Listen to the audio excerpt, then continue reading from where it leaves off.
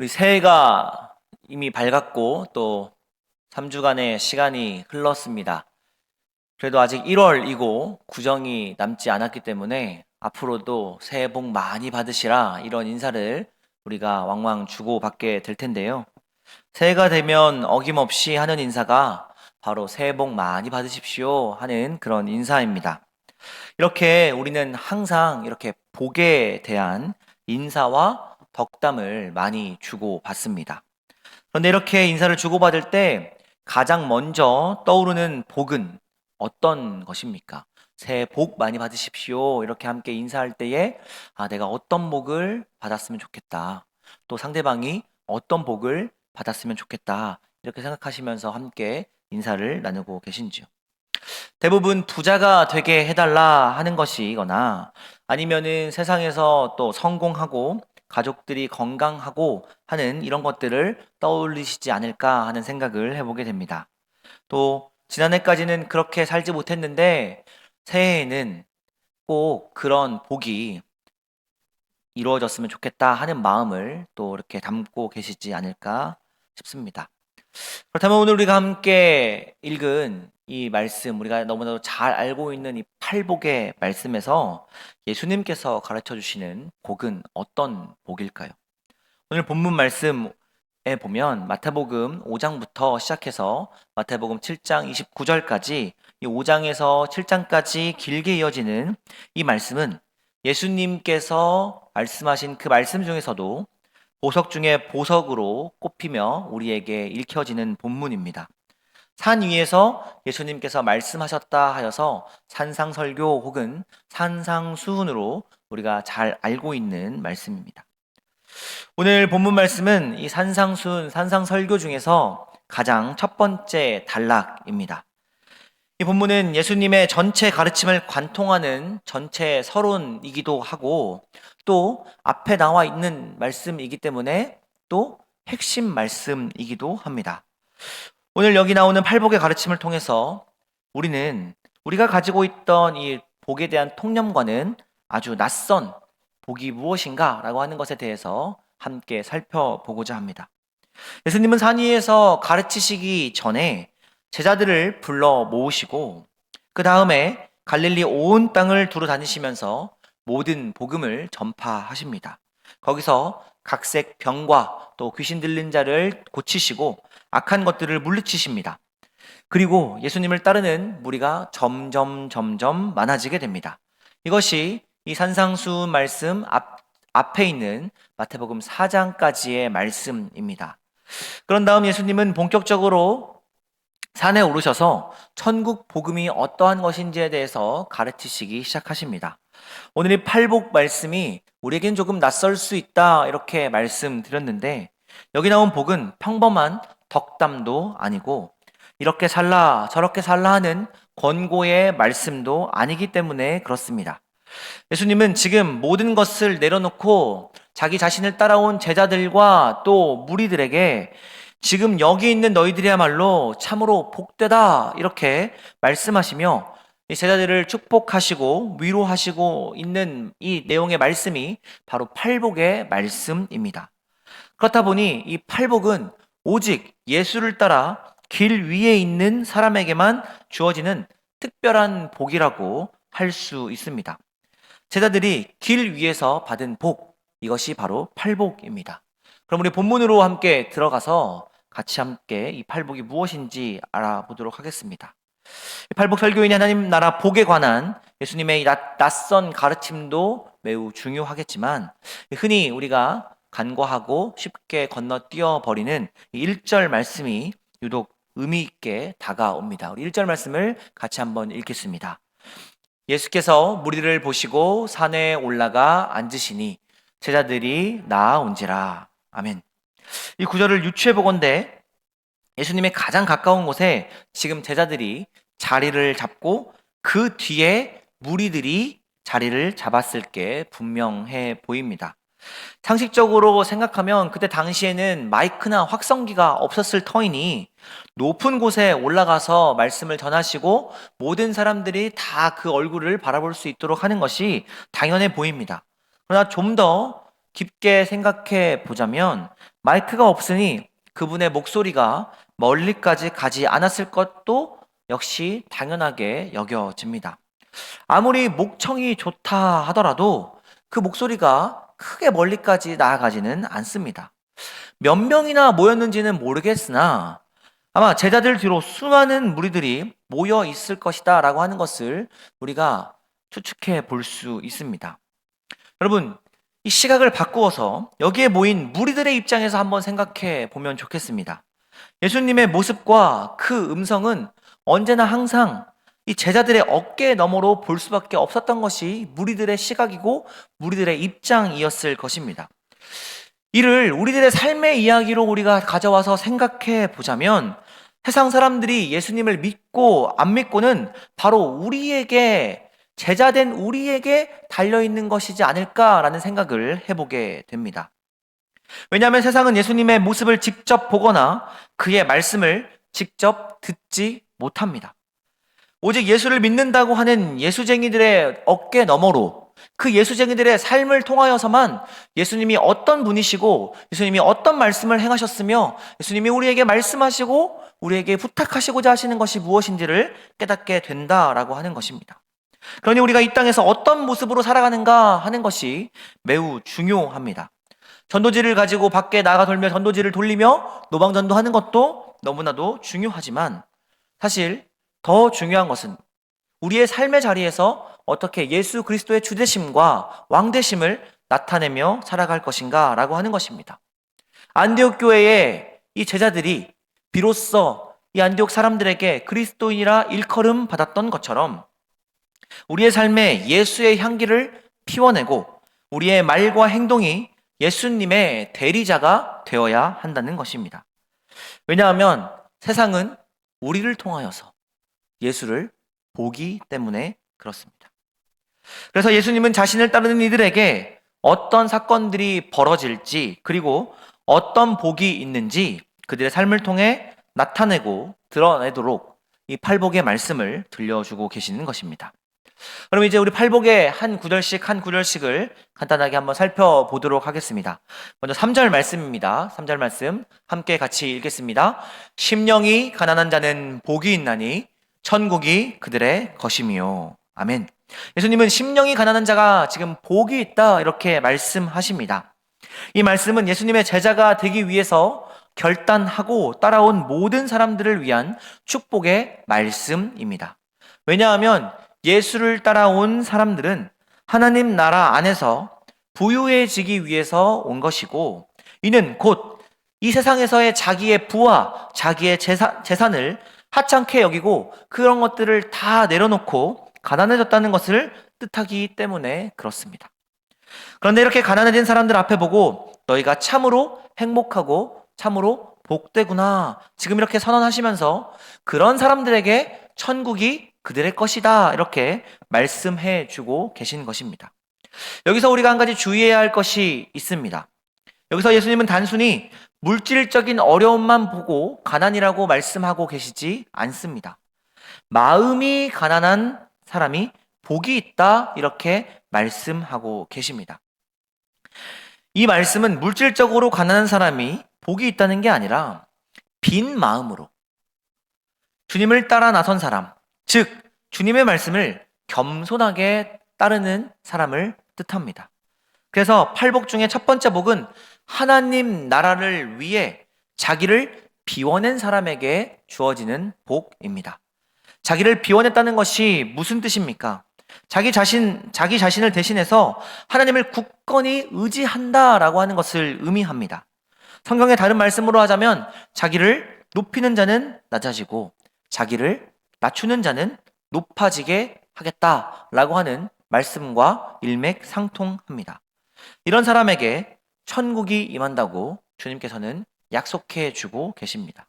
이제 두 번째 복은 4절의 말씀입니다. 함께 같이 읽어 보겠습니다. 4절 말씀입니다. 애통하는 자는 복이 있나니 그들이 위로를 받을 것임이요. 아멘. 애통하는 자는 복이 있다라고 예수님께서는 지금 선언하십니다. 애통한다라고 하는 말은 슬퍼한다라고 하는 말입니다. 그러나 무턱대고 아무 것에나 슬퍼한다라고 하는 것을 의미하는 것은 아닙니다. 죄와 악행을 두고 슬퍼한다라는 의미입니다. 하나님을 두려워하고 또 하나님을 사랑하며 신뢰하는 마음과 또 그 책임감으로 살면서 세상의 편만한 불의와 죄악을 보고 슬퍼하기를 그치지 않는 이들이 복되다, 이렇게 지금 말씀하고 계신 것입니다.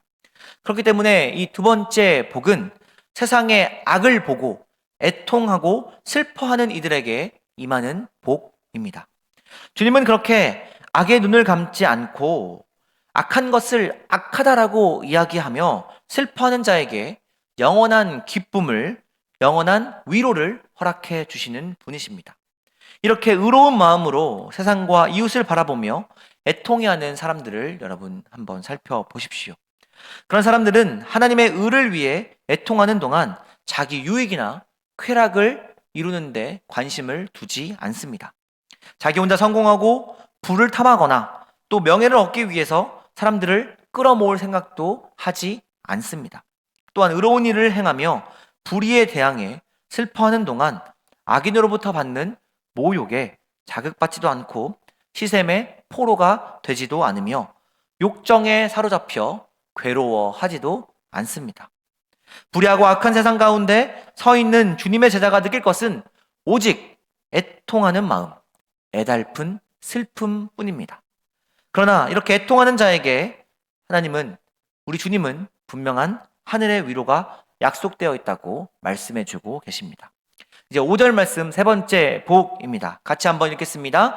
온유한 자는 복이 있나니 그들이 땅을 기업으로 받을 것이미요. 아멘. 온유한 자는 복이 있다고 우리 예수님께서는 지금 선포하고 계십니다. 온유한 사람, 이것은 겸손한 사람입니다. 스스로 잘난 체 하지 않으며 하나님 나라에 대한 믿음 때문에 감당하게 되는 그 모욕을 참아내는 사람입니다. 예수님은 이렇게 온유한 사람에게 땅을 기업으로 받을 것이라고 약속해 주고 계십니다. 이것이 무엇입니까? 우리의 육신이 이 땅에 발을 딛고 살듯이 온유한 자는 하나님 나라에 발 딛고 살아간다라는 것을 의미합니다. 그 때문에 온유한 사람은 하나님 나라의 영원한 보화를 기업으로 받게 됩니다. 그리고 하나님의 땅을 기업으로 받은 사람은 이 땅에서 하나님 나라의 양식을 얻어 그것으로 매일의 일상을 그 힘으로 살아가게 됩니다. 그러므로 온유한 자는 하나님 앞에서 겸손하며 흔들리는 땅에서도 견고하게 설 수 있고 이 불안한 세대 가운데서도 평화의 열매를 나눌 수 있는 삶을 살아가게 됩니다. 이제 네 번째 복 6절 말씀입니다. 우리 같이 함께 읽겠습니다. 의에 줄이고 목마른 자는 복이 있나니 그들이 배부를 것임이요. 아멘. 의에 줄이고 목마른 자는 복이 있다. 우리 예수님께서는 예수의 신앙을 갖는다는 것을 바로 이런 것이라고 의미하고 있습니다. 말씀하고 있는 것입니다. 우리가 믿는 하나님은 불의한 세상을 구원하시려고 이 타는 목마름으로 이 땅에 당신의 외아들을 보내주신 분이십니다. 이것이 바로 하나님의 의라고 우리는 이야기합니다. 하나님의 의는 불의와 부정을 용납하지 않는 정의이고 억울한 사람이 위로와 회복을 받는 것이며 하나님이 반드시 갚아주실 것이다 라고 하는 그 약속을 신뢰하는 것입니다. 우리의 주요 구주이신 예수 그리스도께서 역시도 마찬가지로 아버지의 뜻을 이루기 위해 온 마음과 온 몸을 다하여서 십자가를 지셨습니다. 그렇기에 하나님처럼 그리고 그 외아들 독생자 예수 그리스도처럼 의를 갈망하며 온 몸으로 온 마음으로 길을 나서는 자에게 복이 있다, 이렇게 말씀해 주고 계십니다. 그러나 세상을 살다 보면 이 의에 줄여 세상을 애타게 바라보는 자가 아니라 탐욕을 가지고 이 세상을 휘젓고 다니는 사람들을 만나게 됩니다. 이들은 자기 배와 창고를 가득 채울 음식만을 탐합니다. 그래서 욕망과 탐욕에 따라 살아가게 됩니다. 그러나 예수님은 이 탐욕에서 떠나서 의에 줄이고 또 의에 목말라 하는 그렇게 산 위로 쫓아나온 제자들에게 너희는 복이 있다 이렇게 축복하여 주십니다. 그리고 이렇게 의를 추구하며 예수를 따라 나선 자에게 주어진 복은 바로 하나님 나라의 의로 배부르게 될 것이다 라고 하는 약속입니다. 7절 말씀 다섯 번째 복입니다. 함께 읽겠습니다. 긍휼히 여기는 자는 복이 있나니 그들이 긍휼히 여김을 받을 것이미요. 아멘. 긍휼히 여기는 자는 복이 있나니 긍휼함을 받게 될 것이라고 우리 주님께서는 그렇게 선포해 주십니다. 긍휼이란 불쌍히 여기며 자비를 베푸는 것을 의미합니다. 그런데 이 말씀을 잘못 이해하면 내가 자비를 베푼 만큼 그렇게 보상을 받을 수 있을 것이다 라고 생각할 수 있고 이렇게 오해할 수 있습니다.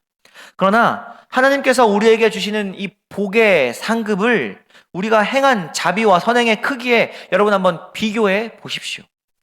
우리의 선행과 하나님께서 우리에게 베풀어 주셨던 그 은혜의 선물은 감히 비교할 수 없는 것입니다.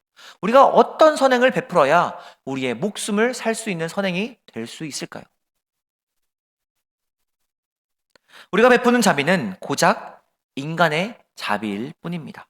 그러나 우리가 받을 하나님의 선물은 만물의 주인이 풍성하게 주실 그 자비입니다. 하나님은 원수라 할지라도 회개하는 자를 용서하여 주시고 받아들이는 자비를 우리에게 먼저 보여주셨습니다. 우리를 먼저 그렇게 품어주시지 않으셨습니까? 그렇기에 원래 우리의 힘과 우리의 뜻으로는 원수 사랑은 불가능합니다. 그러나 우리가 이렇게 원수 사랑의 자비 가운데 받아졌기 때문에 우리가 철면피가 아닌 이상 우리는 그 용서에 합당한 책임을 지며 인생을 살아내야 합니다. 그 책임이라는 것이 무엇입니까? 나에게 악을 행한 자가 회개하고 돌이킨다면 언제든지 받아들일 태도입니다. 이렇게 사는 자에게 주님은 너희가 긍휼함을 받게 될 것이다. 이렇게 복된 약속을 해주고 계십니다. 여섯 번째 말씀입니다. 8절 말씀 같이 함께 읽겠습니다. 마음이 청결한 자는 복이 있나니 그들이 하나님을 볼 것이며. 주님은 마음이 청결한 자가 복이 있다. 이들이 하나님을 볼 것이다. 이렇게 선언해 주고 계십니다. 그런데 이 말씀은 유대인들에게 매우 무척이나 당황스러운 말씀입니다. 왜냐하면 유대인들이 가지고 있는 통념상 하나님을 보면 어떻게 됩니까? 죽게 됩니다. 그런데 하나님을 만나면 죽게 되는데 청결한 자가 하나님을 보게 될 것이다. 이렇게 지금 우리 주님께서 말씀해 주고 계시니 얼마나 황당했을까요? 근데 예수님의 생애를 한번 살펴보십시오. 그리스도의 십자가 사건은 하나님 앞에서 죽은 자가 다시 부활한다는 진리를 새롭게 가르쳐 주는 사건입니다. 그렇기에 마음이 청결한 자가 하나님을 본다는 것은 하나님 앞에서 우리의 모든 것이 죽고 다시 태어난다라고 하는 이 희망의 메시지입니다. 매 순간 하나님 앞에 선 모습으로 우리의 탐욕과 욕망을 죽이고 나 자신이 아닌 하나님의 모습이 우리 삶 가운데서 드러나게 살아가야 한다는 것을 의미하고 있는 것입니다. 우리가 예수의 길을 따라가는 그리스도인이라고 한다면 우리의 삶은 허무하게 끝나지 않고 반드시 하나님 안에서 완전하게 될 것입니다. 이것이 우리에게 하나님께서 알려주시는 지혜이고 또 8절 말씀에 약속된 하나님의 약속을 보게 된다는 복의 의미입니다. 이제 일곱 번째 9절 말씀 우리 같이 함께 보겠습니다. 화평하게 하는 자는 복이 있나니 그들이 하나님의 아들이라 일컬음을 받을 것이미요. 아멘. 화평케 하는 자는 복이 있다. 우리 주님께서는 선포하고 계십니다. 화평을 이루는 사람이란 모든 불화와 불일치라는 걸림돌을 멀리 던져버리는 사람을 의미합니다. 그리고 불화가 있던 그곳에 형제 자매의 사랑과 신앙의 일치와 평화를 그 자리에 심는 사람을 의미합니다. 화평을 심으며 산다는 것은 우리 안에 선한 것으로 악한 것을 다스려야 한다라는 의미입니다. 선으로 악을 이기는 삶이 곧 각자에게 확고한 평화가 되기 때문에 그렇습니다. 화평하게 한다라는 말을 유대인의 말로 바꿔놓으면 정확히 샬롬이라고 이야기할 수 있습니다. 샬롬은 전쟁과 분쟁이 없는 상태, 모든 것이 온전한 상태, 문제 없음, 진리 안에서 조화로운 상태를 의미합니다. 샬롬은 일치를 추구하되 서로의 차이를 무시하거나 억누르지 않습니다. 그렇게 화평을 만들어가는 사람이 바로 하나님의 아들이라 일컬음을 받게 될 것이고 하나님 앞에서 잘했다 칭찬받게 될 것입니다. 이제 마지막 8번째 복입니다. 10절 말씀 먼저 함께 읽겠습니다. 의를 위하여 박해를 받는 자는 복이 있나니 천국이 그들의 것임이라. 아멘. 의를 위하여 박해를 받는 자는 복이 있다. 우리 주님께서는 선포해 주고 계십니다. 이 복을 받은 최고의 본보기는 바로 사도들과 하나님의 뜻을 위해 살다가 온갖 박해와 괴로움을 당한 모든 신앙의 선조들입니다. 진실로 하나님의 의를 구하다가 박해받는 자는 복이 있는 사람입니다. 그들에겐 천국이 약속되어 있습니다. 우리 11절과 12절 말씀 같이 한번 읽겠습니다. 나로 말미암아 너희를 욕하고 박해하고 거짓으로 너희를 거슬러 모든 악한 말을 할 때에는 너희에게 복이 있나니 기뻐하고 즐거워하라. 하늘에서 너희의 상이 큼이라. 너희 전에 있던 선지자들도 이같이 박해하였느니라. 아멘. 남에게 모욕당하고 거짓과 악한 말로 비방을 당하고 있다면 그 사람에게 지금 복이 있다라는 말씀입니다. 이 말이 무슨 말입니까? 초대교회의 이 유명한 교부이자 또 순교자였던 요한 크리소스톰은 이 구절에 대해서 이렇게 설명하고 있습니다. 사랑하는 성도 여러분, 이 구절을 오해하지 마십시오. 남이 나를 비방한다는 소리를 들었다고 복이 있다는 뜻은 아닙니다. 예수님께서는 이 구절에 대해서 두 가지 조건을 다셨습니다. 첫 번째는 그리스도 때문에 모욕을 당해야 한다라는 것이고, 둘째는 나를 비방하는 말이 거짓이어야 한다는 것입니다. 여러분이 어떤 사악한 일을 해서 욕을 먹고 있고 그 비방의 내용이 사실이라면 복 받으리라고 기대하지 마십시오.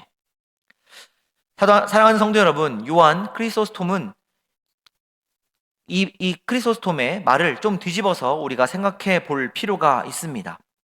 이 말을 신앙의 복된 삶이란 하나님의 뜻 때문에 욕을 먹을 수도 있고 곤란을 당할 수도 있다는 말이기 때문입니다. 그러나 예수님께서는 이렇게 욕먹는 삶이 복되다 이렇게 선언해 주고 계십니다. 그리고 천국이 저희 것이다 이렇게 말씀해 주고 계십니다. 왜냐하면 이렇게 사는 사람은 하늘의 빛난 영광을 바라보며 살아가는 사람이기 때문에 그렇습니다. 그렇기 때문에 땅에서의 비난을, 땅에서의 고통을, 땅에서의 고난을, 모욕을 별로 두려워하지 않습니다. 혹시라도 지금 하나님의 의로운 일을 하다가 땅에서 돌뿌리에 부딪혀 낭망하고 계신 분들이 있으십니까? 힘을 내실 수 있기를 바랍니다. 예수님은 오히려 당신을 복되다고 위로하시며 천국이 바로 이러한 사람의 것이다 이렇게 약속해 주고 계십니다. 이렇게 주님은 산 위에서 자기를 따라온 제자들을 앞에 두고 나를 따라온 너희들이 참으로 복되다 이렇게 선언해 주고 계십니다. 이 팔복은 우리가 주고받는 덕담과 비교할 바가 아닙니다. 아주 낯선 복입니다. 그러나 분명한 것은 2000년 전에도 그렇고 지금도 역시 당신을 따라 제자된 삶을 살아가는 이 길 위에 있는 자들, 의로운 일을 하다가 모욕당하며 고난당하며 핍박당하는 모든 이들을 만나주시며 우리 주님께서 너희가 참으로 복되다 이렇게 말씀해 주고 계시다는 사실입니다.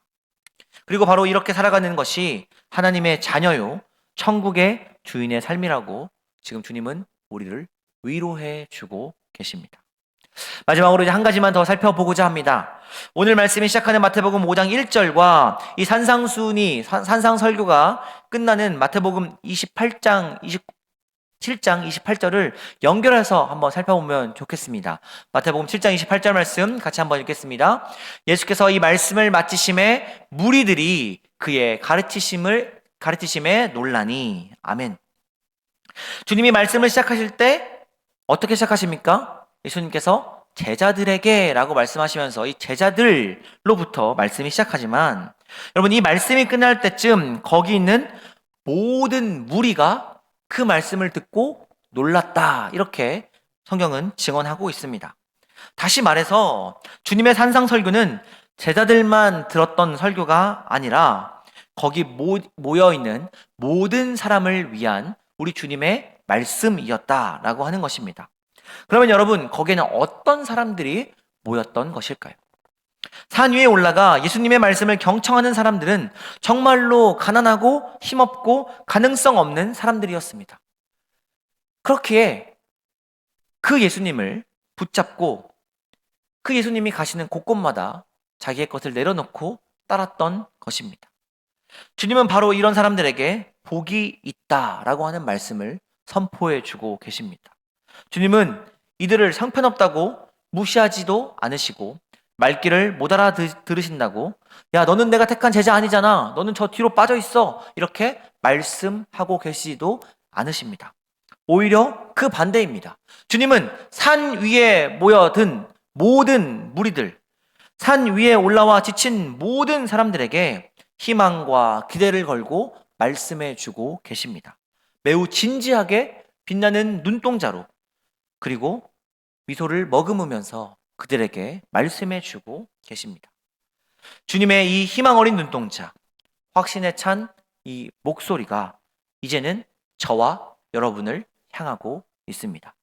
우리가 주님을 믿는 것보다 더 강하고 확신 있게 주님이 저와 여러분을 믿어주고 계십니다. 이제 우리가 산 위에 서 있습니다. 바라기는 주님의 이 복된 초대에 우리의 몸과 우리의 마음을 다 활용하여 그 말씀을 경청하는 저와 여러분 될 수 있기를 주님의 이름으로 간절히 소망합니다. 기도하겠습니다.